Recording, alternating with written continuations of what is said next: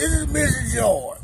If you want me to fix a flat for you, I'm going to drink 2 beers before I start the job. And I'm going to drink 2 more beers while I'm fixing that damn flat.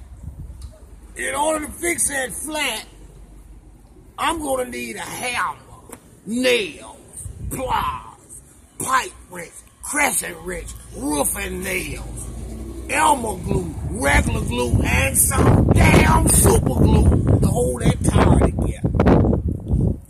And when I get done with that tire and drink 2 more beers, that damn tire gonna have about 18 holes in it.